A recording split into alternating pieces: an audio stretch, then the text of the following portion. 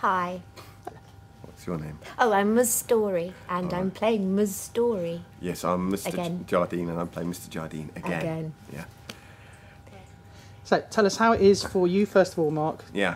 Coming here and doing Forever Young for a second time. Yeah, it's great. It's great fun. It's not quite as pressured this time, rehearsal process, because at least we know it works. And it does work really well. Been quite lazy, really, aren't we? Just sitting around chatting about films and things most of the time. But there are some new bits, because we've got new people, and we're going to have new songs as well, so that's going to make it exciting, keep us on the toes. And we've just been working on some new bits, get a bit extra depth into it, so it should be all right. I haven't done anything twice before, which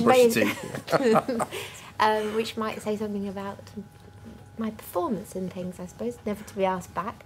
But it's very interesting, and I think we are putting new things in, and also I think that you kind of, it's just quite serious now.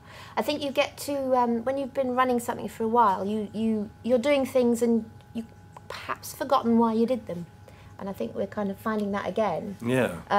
But maybe finding new bits and different ways to go with it and things. Because it's funny, it's amazing how much you remember from last time, but it's also... And then you suddenly go, oh, hang on a minute, what did we do there? So it's quite fun. Yeah. Great. All good. Okay, so your sort of relationship, your on stage. Yeah, we're not having a relationship. But How fun is it? How hard is it to play someone? That's a good question. How hard is it to play someone without being a parody or a caricature? How hard is it to play someone who's very, very much older than you both are?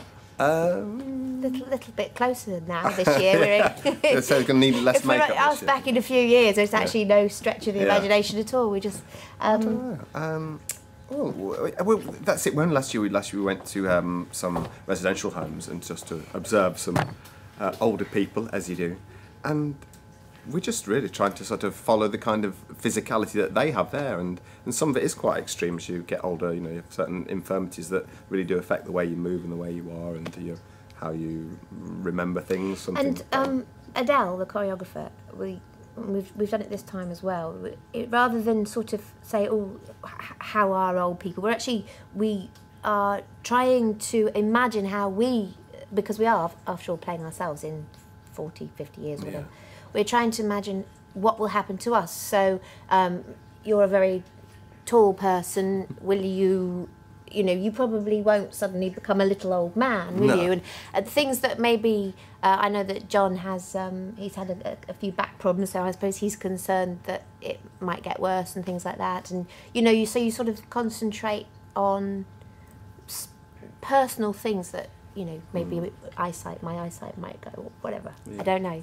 But it doesn't actually feel, it just feels like, it doesn't feel like a caricature. It doesn't even feel, after a while, like acting, really. Does it, or does it for you?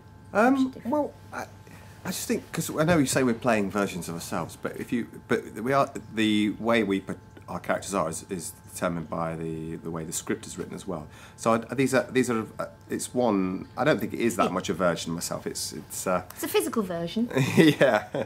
So it's a mixture between yourself and what the character that's written within the play. Because there are certain things that in the character description for mine, he has a certain atmosphere about him, come on, help me out here. Do you know what I'm saying? Yeah, got a bit of an atmosphere. What I'm saying, it's not like a straight thing. Okay, it's a heightened version of an older person, older people that we're doing. So it's quite a broad interpretation. Yeah. And it's quite a serious question. Why do you think people really overwhelmingly love this show, really, really strongly? What do you feel it's got? I think it's got heart, and I think it's very original. I think probably people love it for completely different reasons. From a personal point of view, I was absolutely amazed by the reaction last year, and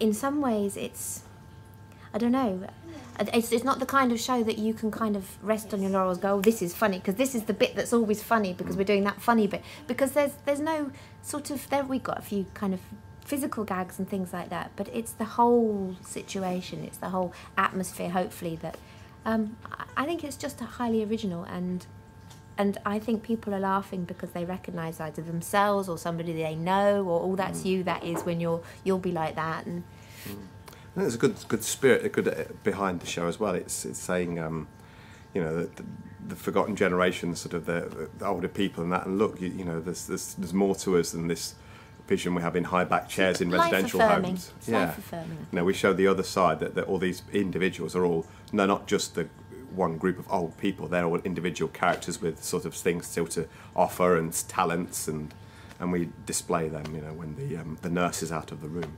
So it's kind of a big up for older people. Big up. Yeah.